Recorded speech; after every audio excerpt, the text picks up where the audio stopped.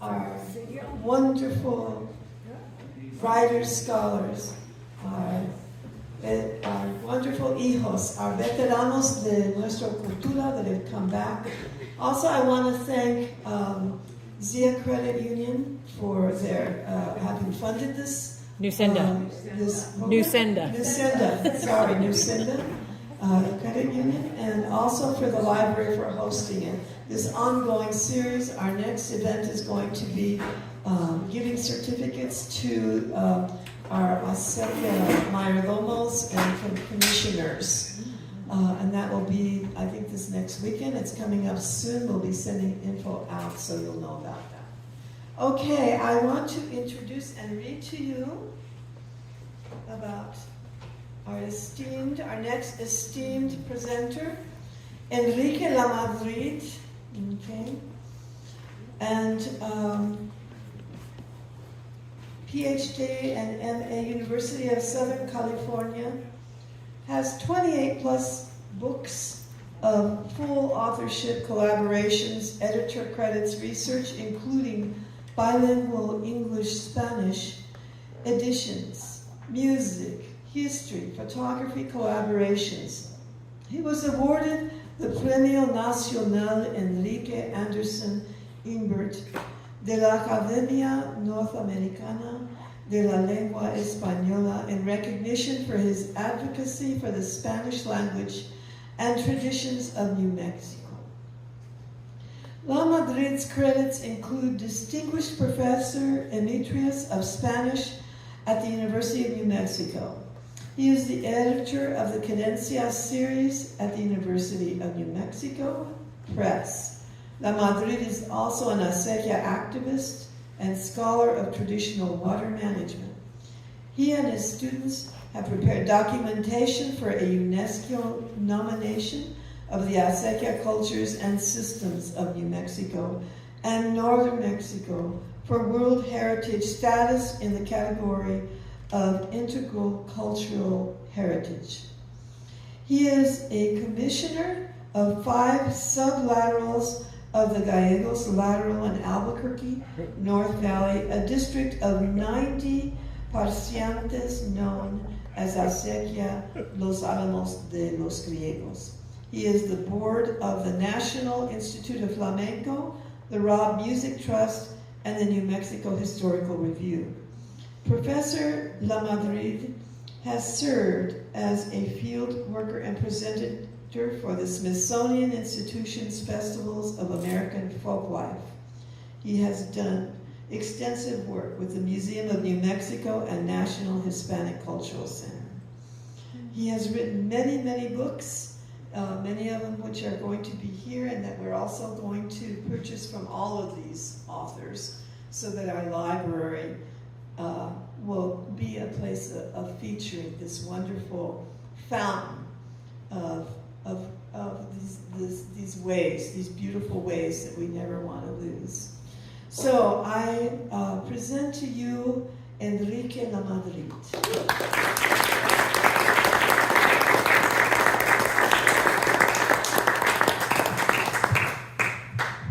Muchísimas gracias. Eso se llama mucho caldo, ¿no? No es propio echarse uno el caldo, pero si otros lo quieren echar, está bien. Diositos ya nos ha bendecido con esta hermosa tarde, presencia de ustedes. Quería agradecer a todo el mundo. Algunos estuvieron aquí para el comienzo de este proyecto que estamos celebrando hoy. I thought this was going to be a book signing because it's still in the mail. The final hardbound chapbook is printed by the same people that did Sage Vogel's amazing book, Ichos and Ichos, which we're very proud to publish at Human Press. So I'll begin with, on that same day, about 3 years ago, Quentin and Maria and Sage were all at the Somos reading in Taos. the Vergara Wilsons. And on the way back, I visited Sage, and he said, Enrique, ¿por qué no haces un libro? And that was the beginning of this. And to him, I give that thanks and that credit. I should do there's a dedication here that's kind of interesting. Kind of gives you a little bit of what I'm trying to do poetically and with some little bit of ciencia in there too. Gee, what's that?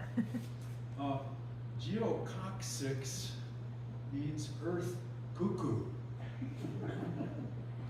It's the ground cuckoo that runs the deserts of northern Mesoamerica and southern Turtle Island. The roadrunner, right? Its soft cooing is said to soothe little children. It's a sacred bird. They crow like quail and roosters. The beak clacking of the males is a challenge. Like miniature T-Rex, they fearlessly hunt serpents, lizards, and insects. I have seen one catching a hummingbird and another robbing a robin's nest. In the Spanish of these regions, he is called correcaminos, but in Nuevo Mexico, folk prefer paisano, meaning countryman, from the same place, peasant. These birds used to follow the wagon trains on the Camino Real de Tierra Adentro because wagons, mules, and oxen often stirred up so many critters as they went along. Their X-shaped tracks make it difficult to tell if they're coming or going. A useful desert trick. And so that's all to explain the dedication. I forget if it was Sage or his dad who wanted to add the paisano to this amazing 6-foot painting. This is the only giclée of it right here. It's the cover of the book. But Jim just wanted there just had to be a roadrunner in there. I don't know if you guys have them up this far north. Por supuesto. And so this dedication is to all of you. A mis paisanos, caminantes, peregrinos, voladores, todos. So, didn't catch that? Then find a friend, get the book. I'll leave out some of the translations so that to encourage you to check into this.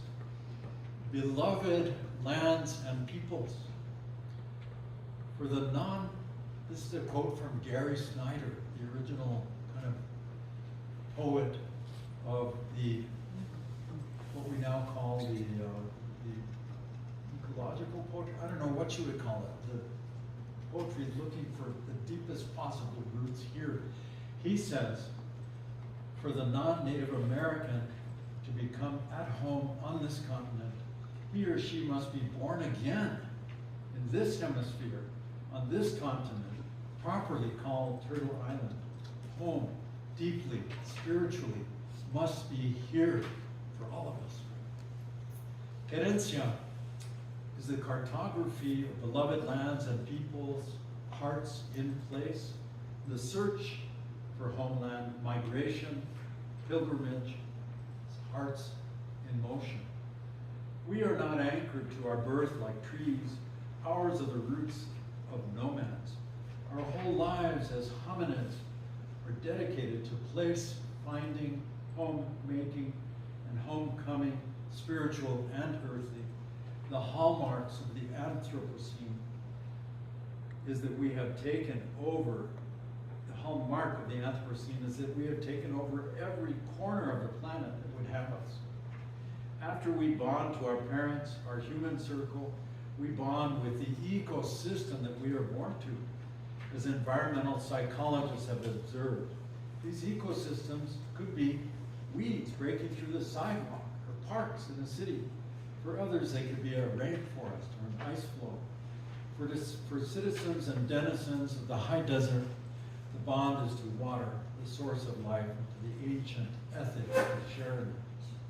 As people, we are intensely loyal to familia, to clan, to natio, our birth to place. Beyond these boundaries, loyalties fade.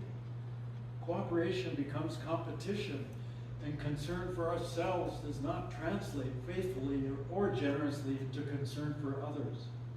This might be the best universal definition of original sin, for we have transgressed our humanity and have run roughshod over this planet. And the antidotes?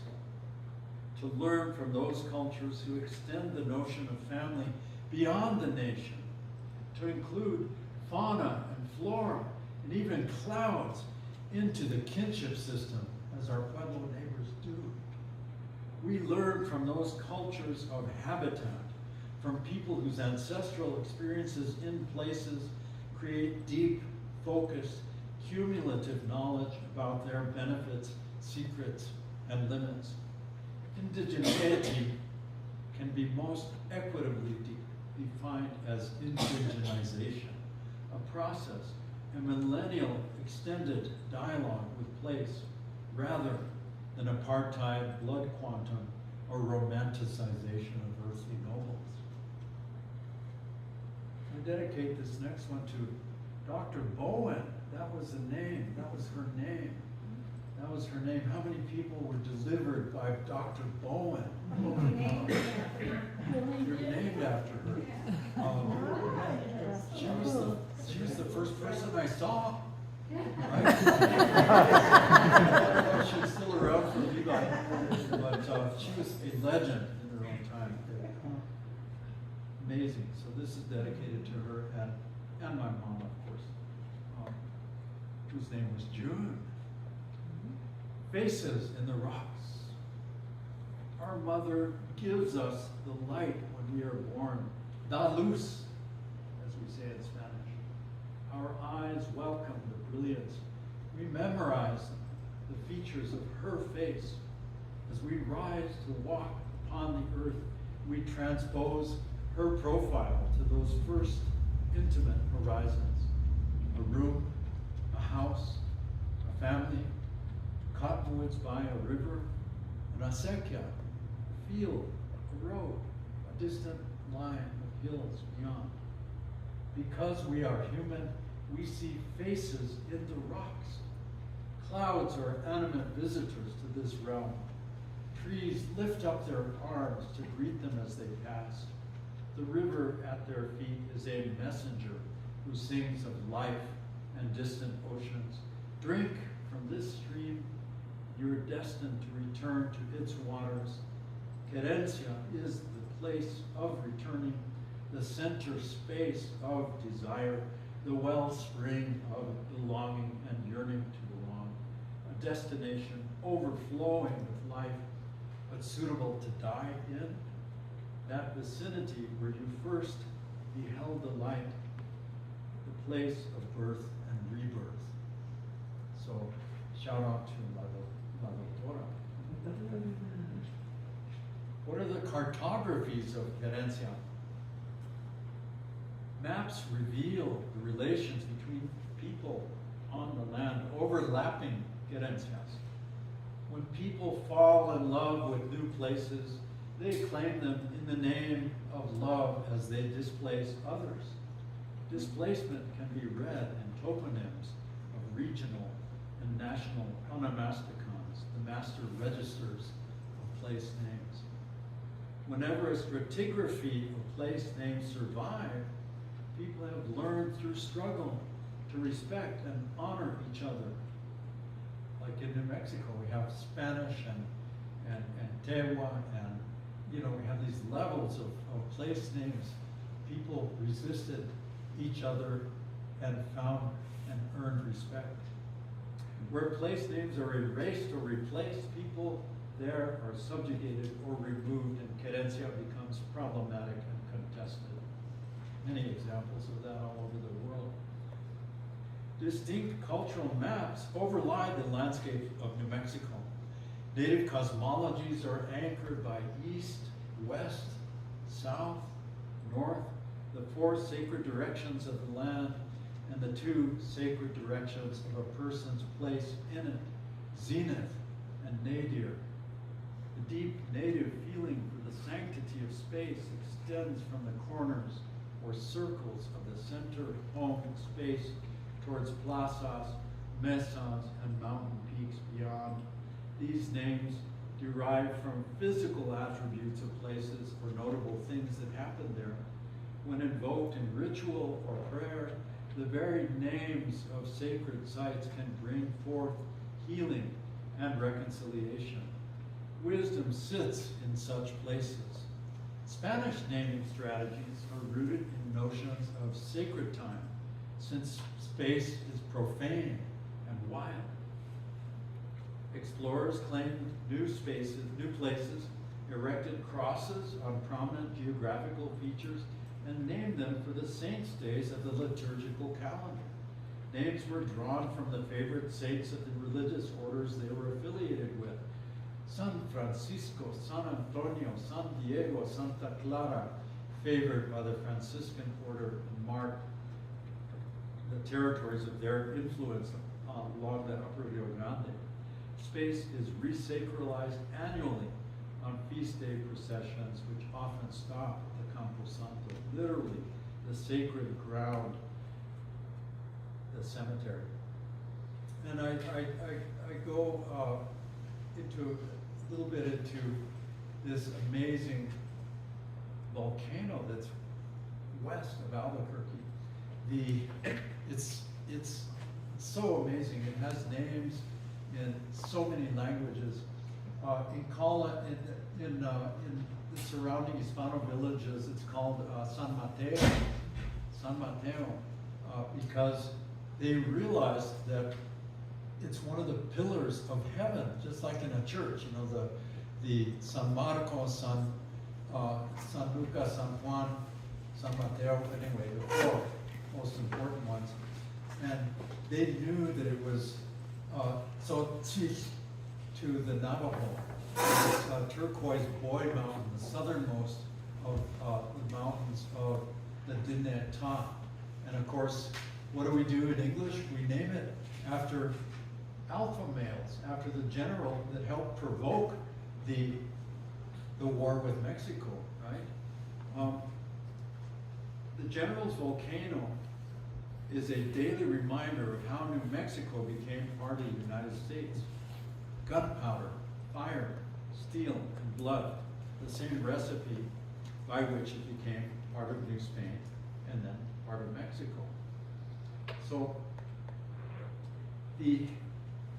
as we look up to the heavens, we think of what are the cosmologies of Querencia, no? We look up, ancient Europeans saw a big and little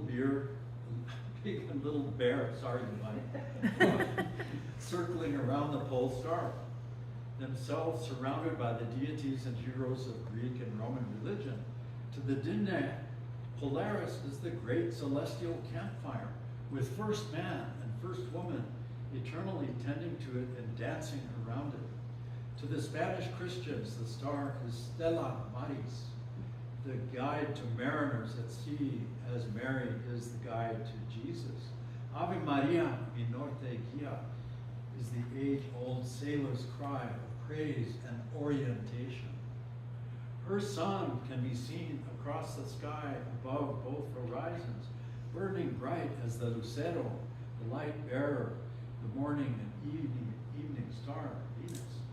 Ancient Iberians devoted to the sacred twin since Roman times saw both Jesus and his brother cousin, Santiago. In Mexico, this brightest of planets is Quetzalcoatl, plumed serpent, lord of all that lies above and below. He is the deity who took on human form, gave the gift of corn, and sacrificed himself as earthly and celestial ally. To the original peoples of New Mexico, the twinned planet marks the watchful presence of the warrior twins, the sons of a human mother and the sun himself, who faithfully defend humankind from the destructive monsters of earth, water, and colonization. And after this intro, and it's kind of, it's creative nonfiction, it's prose, it's got some memoir in it too. Our greatest model of all those things coming together is, of course, Gloria Anzaldúa. She mixed all of those things, de repente un poema, and then personal experience, and then a cultural observation, right? So, as you can tell, this bestiary, I try to think of what is the sacred, where is the sacred in the bestiary of empire, of the European empire? Not very many animals approach sanctity. The one that gets there all the way is Agnus Dei, the Lamb of God, the Christ, right? The Lamb who, if you've been there at that moment, the Lamb just submits. It doesn't even hardly say anything. It just bleeds out for you and for me. Anyway, we talk about these amazing animals. We celebrate them. They have totem status: the bull, the horse, the lamb. If you get into the birds, the pelican. The pelican is a symbol of the Christ. Why? Because it's always cleaning. It's always getting oil from its gland to oil its feathers. Otherwise, it would drown. And people used to think that it was getting its own blood to feed its pollitos, right? And so you can find the pelican on the baptismal fonts of cathedrals all over northern Spain. It's amazing. Who would think a pelican? The hermanos have verses in the alabados honoring the suave pelicano. It's amazing. Of course, the golondrinas. We work through the whole system. I'll just share one of these poems that Floyd Trujillo inspired. We never knew his name was Floriano until he passed. And this one, you can find the translation, and I do as well in English as I do in Spanish, hopefully. This one is about the querencia of horses. All of these animals have querencias, right? El caballo y su querencia. Una vez el finado Mano Floriano me habló de un mesteño favorito que le gustaba montar a puro pelo, sin más que cabresto, tan manso como brioso era. Se paseaba por las barrancas de Abiquiu, bien arriba donde hay pocos cercos. En veces lo soltaban por ahí sin cuidado, porque sabía el Floyd dónde hallarlo, en la sombrita de un encinar cerca del rito, porque era su querencia, dijo. And it's a poem about just letting your horse go after you get to ride him like the wind, and you know where to find him. You don't need a fence. You just find him because he goes straight to his querencia with a little river and a nice oak tree is with that. And so I go through this bestiary, and I've got to mention the burros. I've got to mention the burros. They come very close to being a sacred animal. ¿Por qué? Porque esta es una adivinanza. Por el llano anda Mariano, lleva cruz, pero no es cristiano. And the answer is el burro. Why? Palm Sunday. Palm Sunday. Jesus is taken into Jerusalem on a burrito, and that is forever marked there. Even when they're black, you can still see it. There is a cross on the donkey, and you should never ever beat a donkey. They serve us because they want to. You have to convince them sometimes. And I go on to talk a little bit about all the other animals, the deer, the identification of deer with the Christ and stuff. But let me get to this. This is my slide, right? I sent pictures of all of these birds. Why do I look up? Why do I look up to birds? After traveling all around South America, not all around, I spent a lot of time in Ecuador. I talk about Abya, that's the indigenous original name for the entire southern continent. But how come I give so much celestial authority to birds? I don't know. I returned to my native Nuevo Mexico in my search to better understand the deep querencia of the natural world, this crazy querencia. Everybody's in motion. All the creatures of the earth are looking for their querencia. Even the sunflowers are looking for the girasoles, if you have some in your garden. What are they doing? They're looking for the sun in the afternoon, and then, in the morning, and then in the afternoon, están mirando el poniente. Miran el oriente y terminan con el poniente. Everything is in motion. How come? Well, it's because the moon hit the earth. If you've ever heard that story, we are off kilter, 23.5 degrees. And then everything, I mean, there are millions of birds overflying right now. Right now, the migration started. And so, why birds?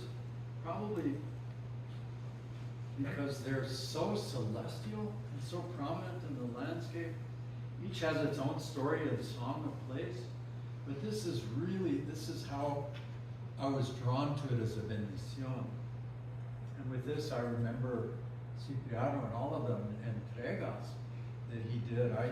Yo hice la entrega para mi propia hija, right? We did an outdoor wedding, and her suegro said, no, it's only valid in a church, and I had to tell them they were going to boycott their son's wedding just because they wanted to have it up in the mountains, right? And I used all the traditional verses, and I said, in one verse, I said, las nubes y los pinos de su iglesia son el techo, y ese damne, ese yasmin, saben o entienden que están en su derecho. And the entrega de novios is a valid wedding ritual in case there's no priest around, and it is and I convinced my consuegros, and they attended, they loved it. But así comienza. Ave María dijo el ave, para empezar a volar. Ave María digo yo, para empezar a cantar. They all begin with that. It's a benediction. It's when the bird takes flight, it remembers Mary. As I begin to sing to you for these novios, and I said, that's it.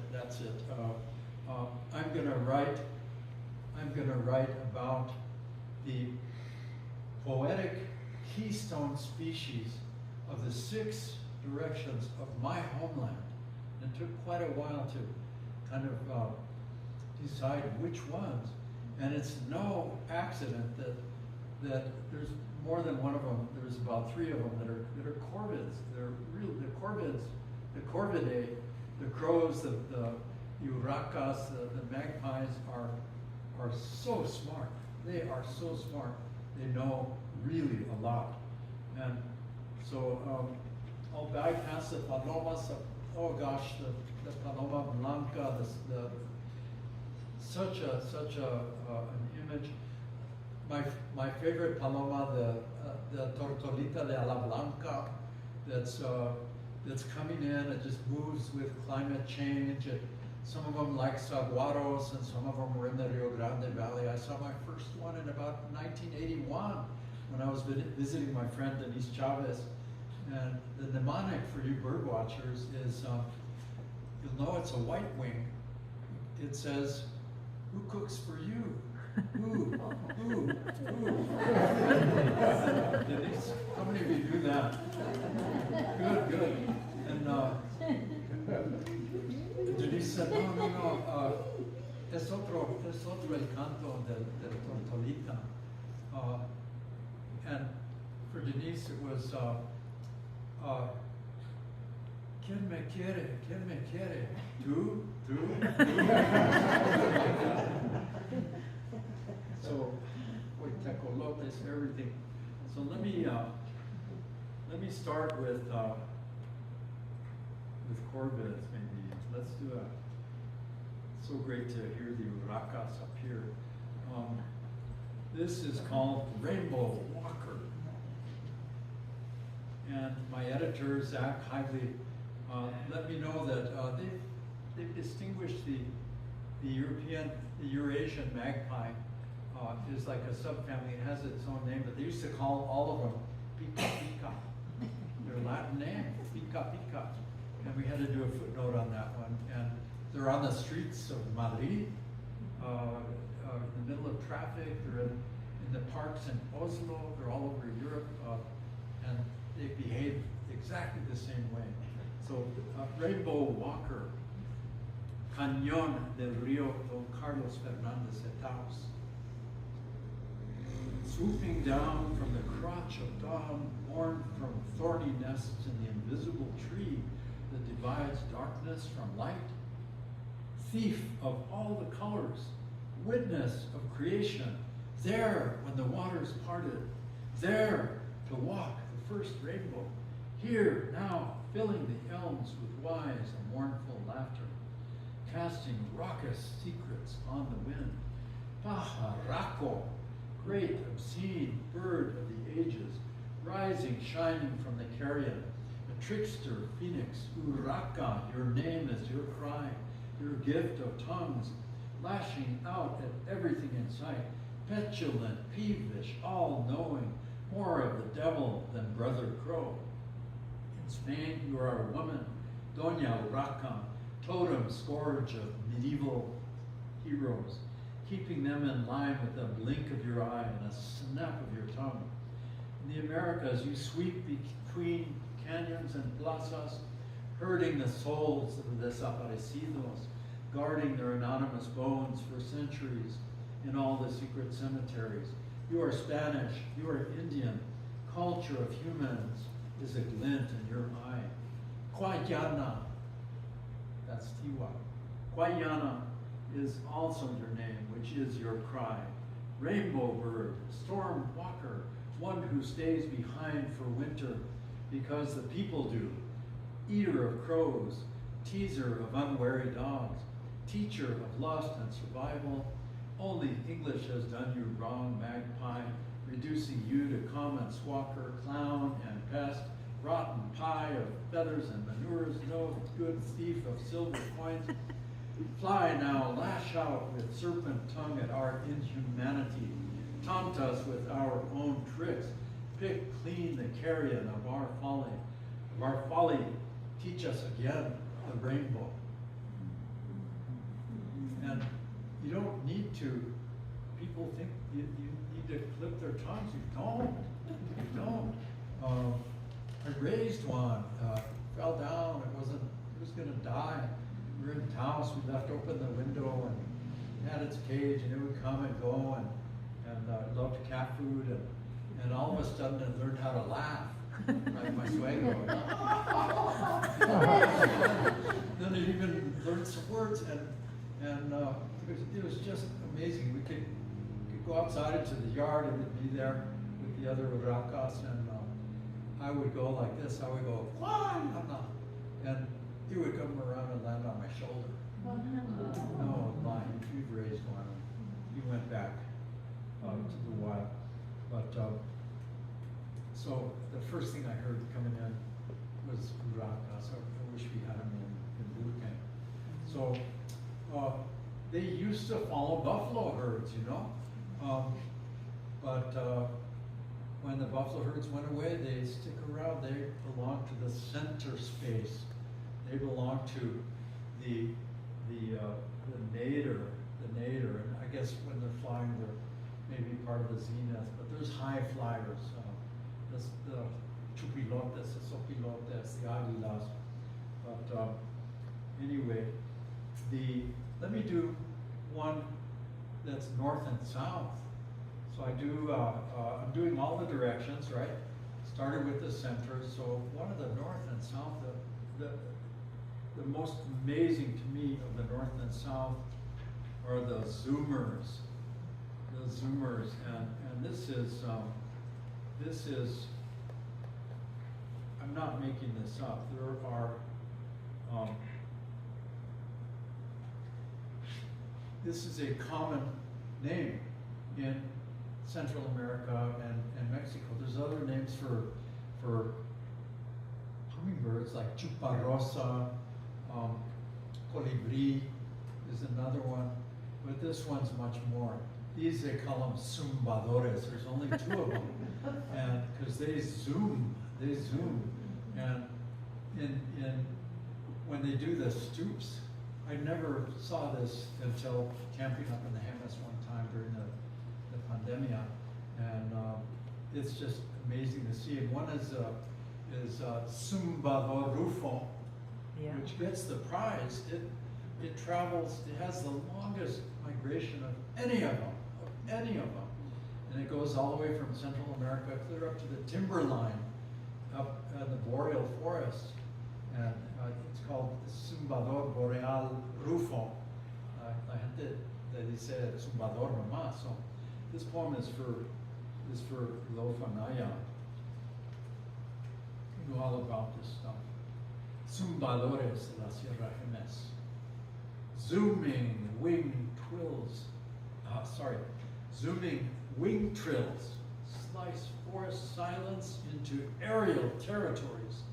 Bursts of fluttering mini thunder rolls. This meadow is ours. That flower was yours. You belong to me. Hummingbird dreams of paradise. Flowers all spring and summer. Sugar for all. Well worth a 3,000. Well, that's just with the Rufo, with the copper colored one, it's 4,000. Well worth the 4,000 mile migration. Multi-millennial ice age pilgrimage from Mesoamerican tropical forests, the proliferation of hummers, a species for every micro season, for every kind of flower, flying north to claim boreal meadows and plains, conifer crown ponderosa to fir to spruce, with tundra meadows above or further north, wildflower blooms dripping with nectar enough to guarantee the next generation. Needles of the evergreen canopy are strung with gossamer spider trails everywhere, most visible at dawn. Female hummers harvested to weave their lichen nests, spinning around, making them tight, waterproof.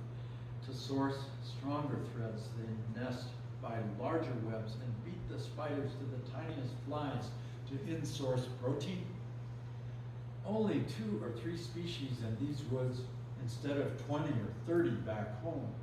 Survival resides at home in movement, persistence in motion, pursuit of nectar in exchange for the gift of pollinization.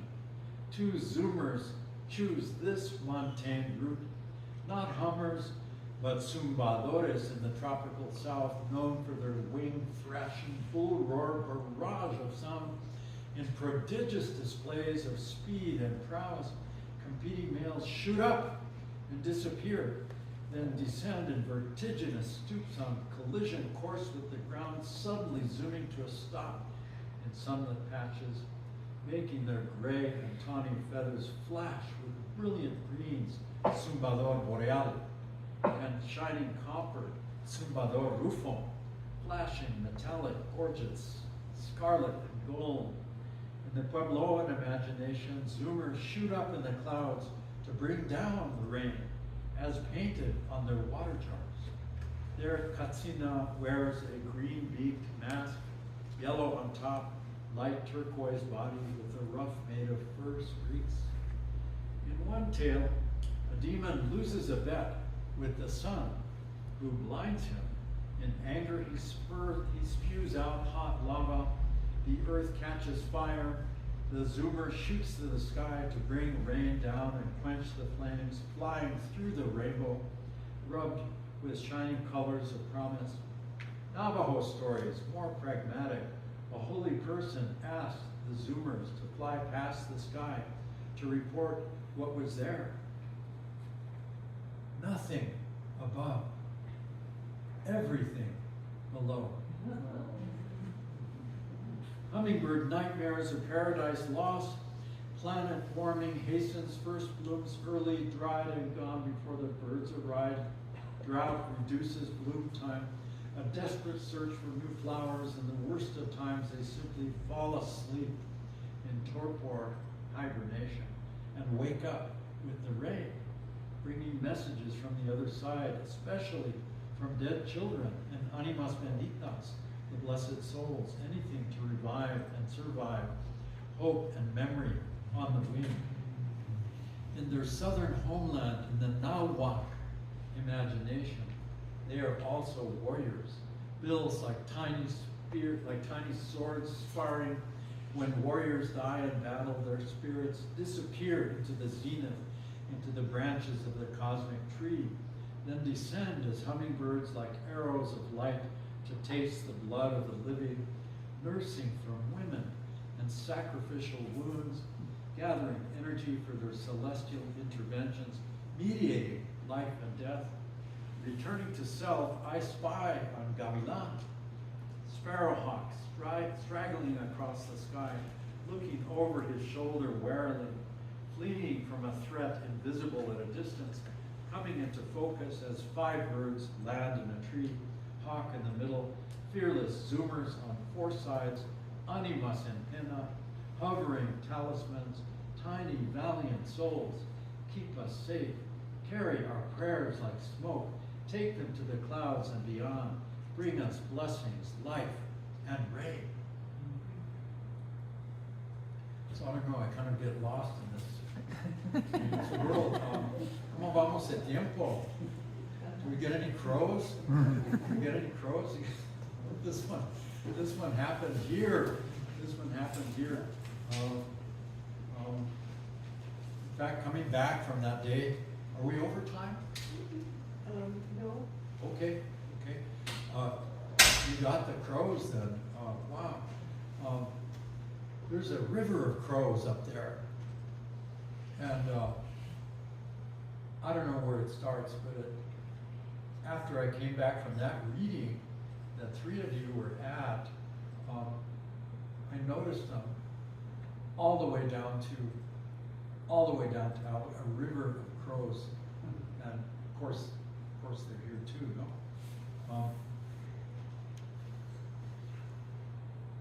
This is my homage to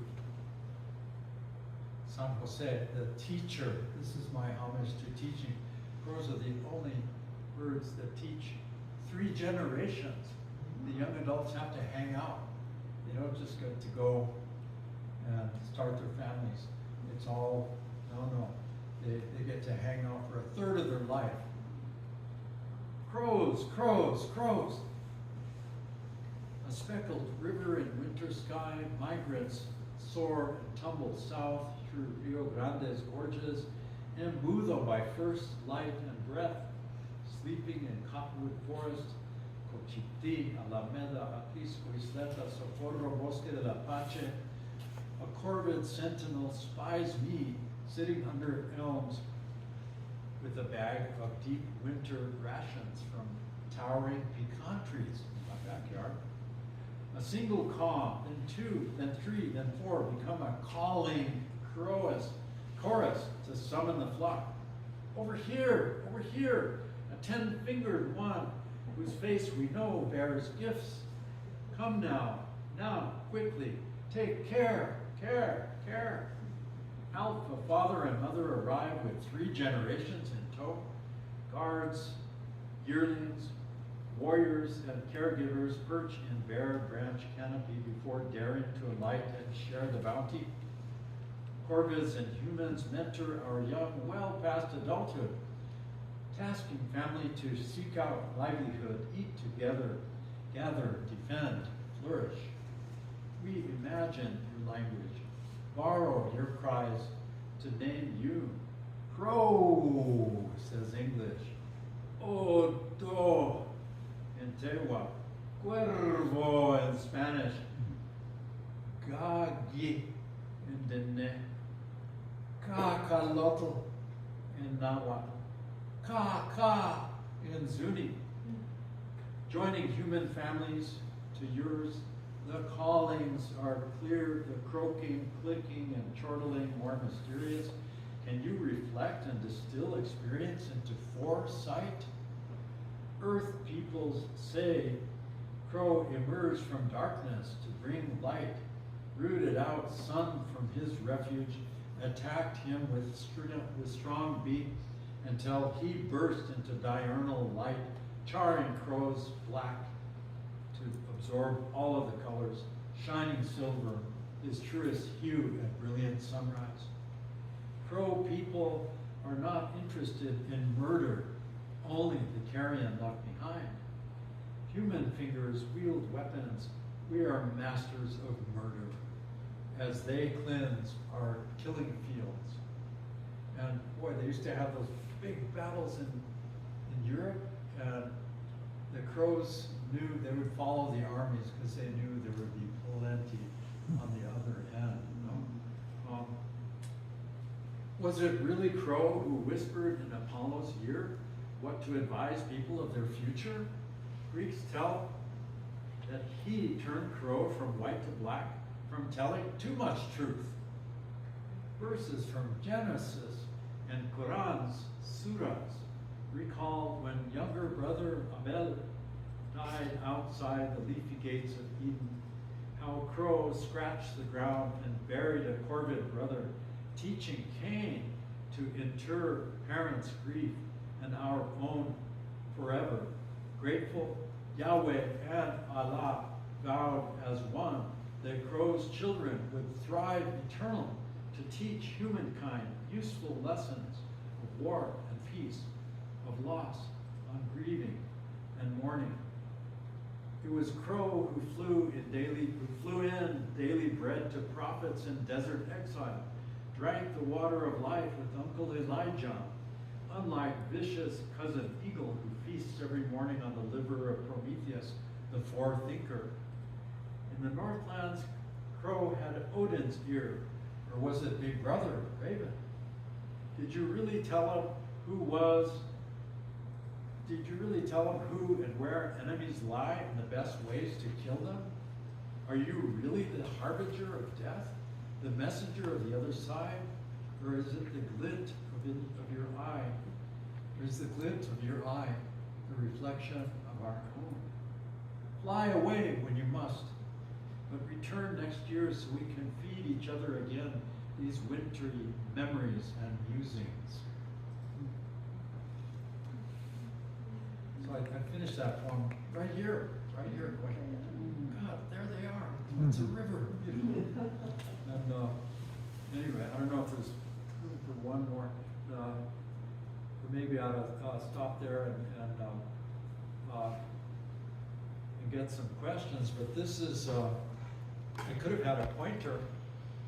What was my inspiration for this? Oh, I could read you Piñonero. There's some. Pointer Fantasyeta, Enrique. Oh, I know. But we're using our imaginations. Like, here's the. ¿Dónde está? Aquí está la urraca, aquí está el paisano, aquí está la grulla, tecolote. I love the word for flicker. It's carpintero escapulario. So it looks like he's wearing a escapulario. Then these are the pelícanos. These are the cuervos way up here. Here's a Tzontle. Up here we also call them chinchote, right? There's the piñonero. Here's the zumbadores going on. Here's the center space. There's Urraca. He never goes in. He sticks with us. Paisano hangs out too. This guy hangs out. The guajolote hangs out and stuff. And So the inspirations for this, oh my gosh, we'd have to go back to Aristophanes, the birds, right? They would have, it's his satire. He's making fun of politicians. And he names, they show up on the stage as birds. And so they could have executed him. The people were laughing so hard they knew what he was talking about. And that's Aristophanes, the Greek, the birds, right? Another great inspiration was the Conference of the Birds, an 11th century Sufi poem in Persian by Farid ud Dia Attar, where the birds all get together and they decide lots of things, like who's the most beautiful, who's going to be the king, and all this kind of good stuff. But my favorite, and the one that Jim totally intuited, was it's a legend attributed to San Francisco. It's my favorite of all of his legends, and he's taking a walk, and it must be during migration time, like right now, in Asís, where he would hang out with Santa Clara, his comrade in arms, barefoot, both of them.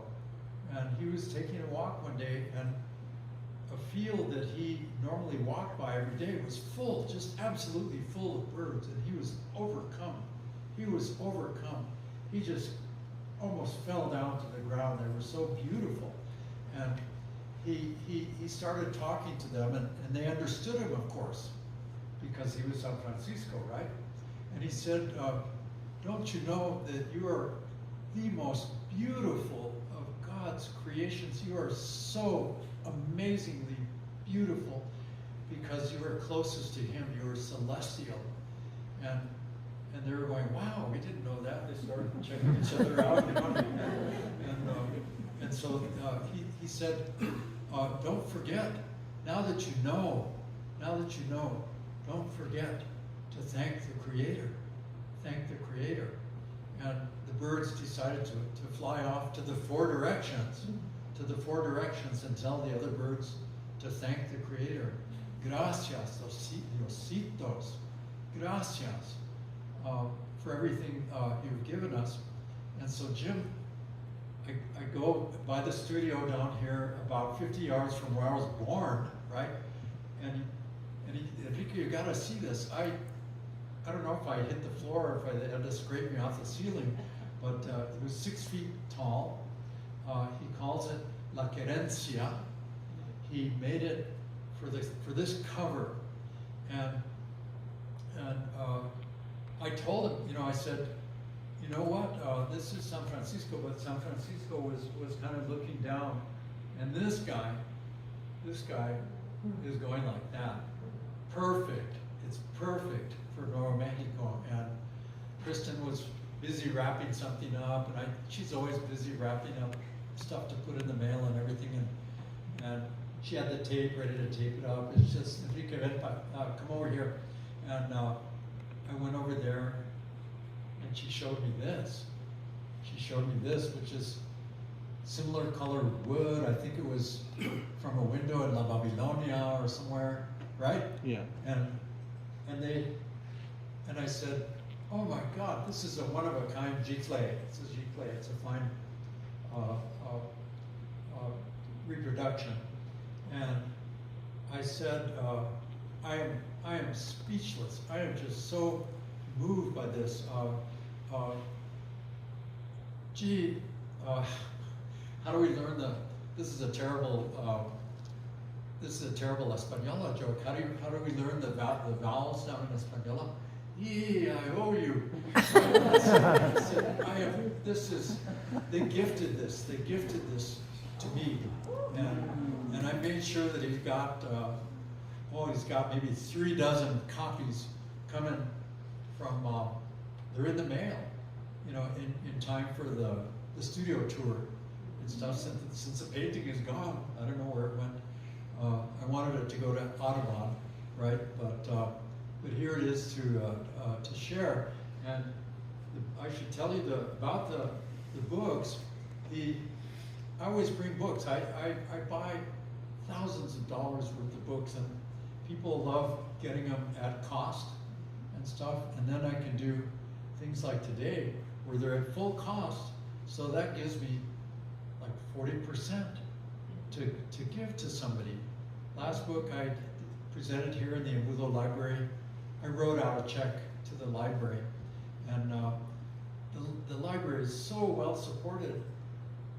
I'll give you something from these sales, especially if they all disappear from the table, knowing this, but I would like to give, 40% of this, well, maybe 30 or I'll decide, because I'm so inspired by Robin always being here with his micrófonos for everything. So if you don't mind, if the library doesn't mind, I'm going to write Robin a little chequecito after you guys buy the books. And there's a way you can buy them with those little cards. If you buy them with those cards, you're also donating a part of the profit to the Conexiones program that we took so many students to over 40 years, right? As far south as Ecuador, Central America, Nicaragua. Sage went to both of those programs when Mexico became too dangerous, and so that's what those cards are, and the sign up. So when we're done, please buy books, or as Zach Hadley always likes to say, buy books, damn it. He has a T-shirt that's, I should have worn the T-shirt under my thing. So anyway, that's where everything goes. Just so you'll know.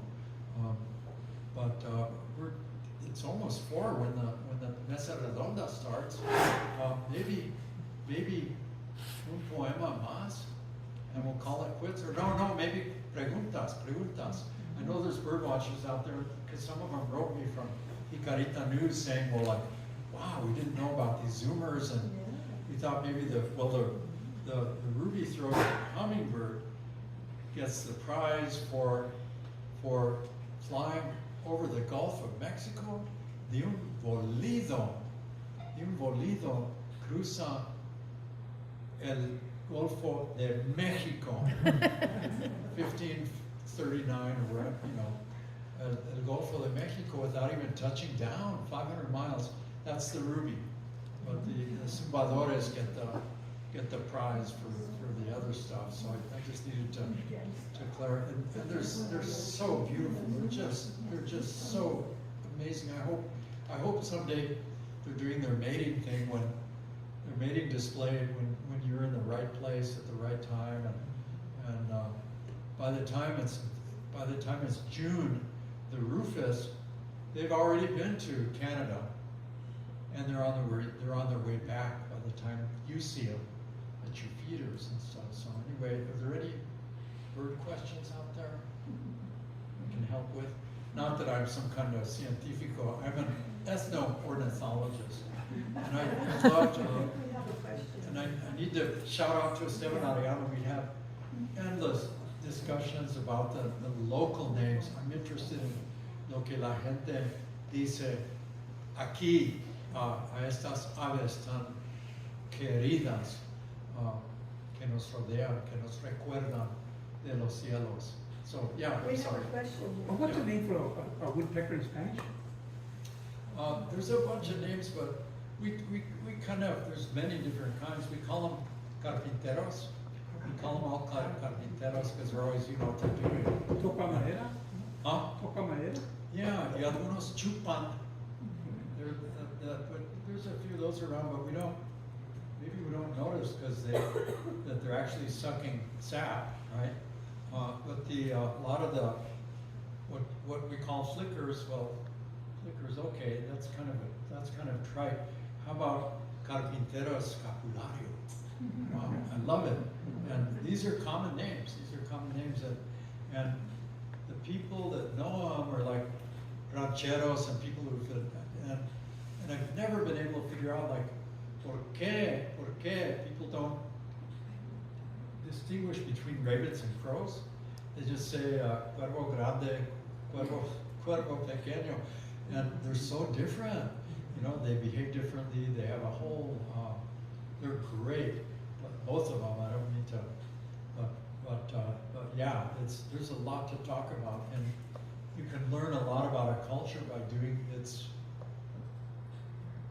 ethno-vocabulary for plants and animals and everything. We were talking about suspenders. We're all losing our panzas without even going on a diet. And I have to keep going like this, me and Don. And he says, are you ready? And in other places, they call them tirantes. I'm pretty sure I've heard people calling them the same thing as leaf springs in your truck, you know, so mandas. So I'm always checking out, because guess what? The people are always right. If the people say it, that's it. Okay? Pretales también? The ones that pinch you? Yeah. My friend Mike wears them underneath his shirt because he lost his panza, but he also lost his nalgas. You know? Los pasa a todos, I guess. I don't know, I haven't checked. I haven't been my neck that far. Más preguntas. We've got 3 minutes, that's plenty of time, you know? I noticed that the hummingbirds, maybe a month ago, we would have, 4 or 5 at the feeder. Then all of a sudden, un montón. 20, 30 of them all at once, right there. What are they doing? Sepa Diositos. No one knows. That's the beauty of it. You know, they're constantly doing research, and I talk about Ecuador. I went with Armando and Carlos, my sons. We went to see if we could find el condor. It's on money. It's in the zoo. But I didn't know. I've never met anyone that had actually seen them. So we walked for 3 days up into the high Sierra, and we saw these. And we gave up. We're resting on these rocks, and we saw these little specks, and they were there, and we saw them. And so that was off the charts. But in the same valley that we hiked up, 23 species of hummingbirds in that same valley, including the bee hummingbird. It's like your thumb, and the giant hummingbird, which is like kind of a big plum. And just boom, and it's just, the diversity of species is, when you go south, is just astounding. That's the big lesson of the tropics. See? You'll have to ask Ima Suma about the condors. Yeah. And she would sing that high, right? She's saying about the condors. Yeah. Las creencias de las golondrinas, me dicen que aquí había muchas golondrinas con chavo minero, se murieron, pero no tienes algún dicho poema de las golondrinas. Yeah, las golondrinas, wow. I talk about them in the book, they have saetas. There's these processions in Sevilla and all the little towns in Andalusia, and people, like the Virgen goes by and they just sing. They're so inspired. Vicente does them really, really well. It was his mom, Virginia. And I was I was asking him about the golondrinas, because at the crucifixion, the golondrinas know. They know what's going on, and they're out of their minds. They don't know what to do, and the only thing they can figure out to do is they have like little alitas.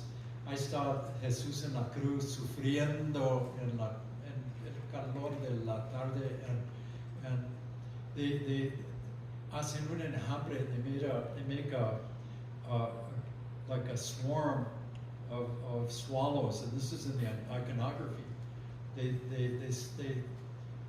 porque están echando sombrita con sus alitas, y de vez en cuando uno baja y trata de sacar una espina de la corona, and they try to lift the crown. And one time I was driving the back road from Alcalde down to Oquehuigue de San Juan, or San Juan de we get the San Juan. There's a cliff with a bunch of swallows there. There's a mud cliff, and están siempre volando por ahí. It's close to the river. And there were these kids, and I stopped because they were throwing rocks, seeing if they could break the nest. Y llega, I've written about this, llega un viejito en una troca, and y les da una regañada. You know, he says, don't you dare let me see you ever doing this, because these, estas son golondrinas, they're like as close as you could get to sagradas, right? So they come and go, and they're some of them go further than others, but were you asking about the ones here? Are there any around here? I think Robert Templeton had a question. Yeah. I had a couple of comments. One, you said you wondered if the white-winged dove was around here, and it arrived about a decade ago, and now is here breeding. Oh my goodness, Never been before. But the thing that I wanted to note was you referred to the birds being of el cielo, and of the sky, and that's the thing that I think most about birds is because they migrate sin fronteras. They cross the Swainson's hawk, which is known in Mexico as the Aguililla cuasmereña because it shows up during Holy Week on the spring migration out. Yeah. Crosses 14 countries. Yeah. Crosses those borders every year. Likes grasshoppers. Yeah. It has a little piquito. Yeah. It's a big old hawk. Yeah. And it goes from Alberta to Las Pampas de Argentina. And they show up in big groups sometimes. They never knew that they traveled in big groups till a few years back. Yeah. What's the legend about the mourning dove? Some say it scared the donkey taking Jesus, baby Jesus, pregnant Mary to Bethlehem. The mourning dove, white coo so sadly. I don't know. I haven't heard that one. Maybe I've heard several stories on that, versions on that. that que está lamentando. Yes. Oh, I bet it's mourning for who the first mártires, the first martyrs in the Christian faith were los niños. Los niños, los santos inocentes. Los santos inocentes, and they're escaping. And I love that. I love that book that Rudy Anaya did. He was good with playing with these myths, with these stories. And we always say myths to mean like other people's religions. Yeah, myths. Other people's no, they're all other people's faiths, and we have to recognize that. But he when the angel of the Lord, when God says like it'll take him too long to get to Egypt, why don't you just give him a lift? And so God tells the angel, you'll see a bunch of sand, and then when you get to the other side, then bring them back down, and then they'll be safe in Egypt. Except the angel was nearsighted, and he flew over white sands into Mexico, and so the lost years of Jesus, like Rudy has that story, like they were helping the pueblos and Pio Vegas and stuff like that, and they were looking for the ladder that with all the colors to go back up, and the angel comes back for them and takes them back to the Holy Land, except God gives them glasses. Rudy and I, he gets the prize for all of this stuff, but what Rudy was doing was connecting those stories to all the people that have seen Santo Niño walking around in the woods and Sagrada Familia, like the woodcutter says, there was Maria Santissima walking in the woods, and there's a big snowstorm, and the little kid gets lost, and they figure he's a goner, and there they come back and they find him in a cave, and they say, well, there's two sets of footprints, and they say, well, I saw this little guy, un niño como yo, que me llevó a esta cuevita, and the people go, oh my God, it's Santo Niño. So there's plenty of that. It's wall to wall, because all those sacred stories, they're not from somewhere else. They're from here. También, no? Yeah. Piñón Jay. What's the name for a Piñón Jay? Piñonero. Piñonero. Oh God, I love them. I love them. That's where I get satirical, because I mean, they know they don't have to.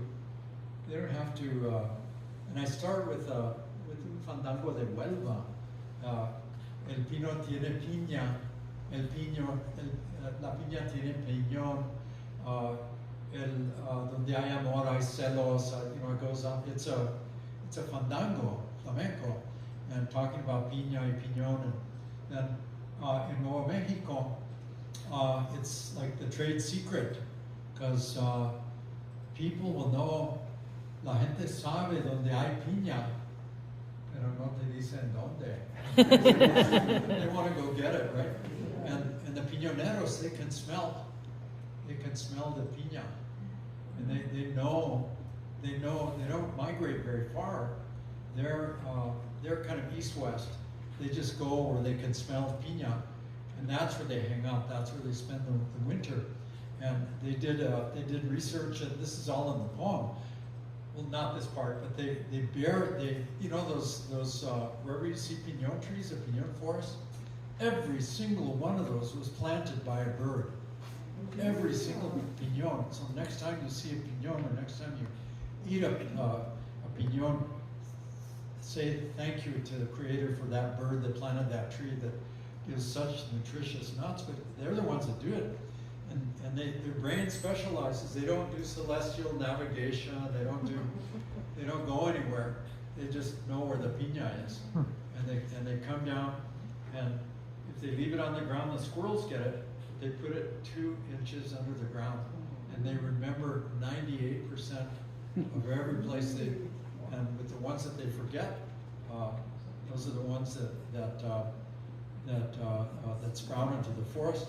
And so I get the Pope up there. Remember when he came to Denver, and everybody thought he should go to Chimayo or somewhere, and he I forget which Papa it was, but not my favorite. My favorite, Francisco Primero, you know. But he was one of the ones before him. But he flies up to Denver, and they're in this jet. This is from a joke, right? And he asks the pilot. The pilot's Chicano, of course, and in this plane, and he says, "Can you fly low? Gosh, I didn't mean to pass up New Mexico. I hope that people don't think badly of me." And he said, "Oh, look, everybody! Oh, there's an iglesia. There's Chimayo from only 8,000 feet or whatever, but." Everybody's kneeling down in the forest. Everybody's praying. Oh, God, I should have gone to Chimayo. And then the Chicano pilot says, "No, Your Holiness, they're not praying. Están en el piñón. Dando piñón." Anyway, sorry it took me long, but that's the poem. It's time to have our messa.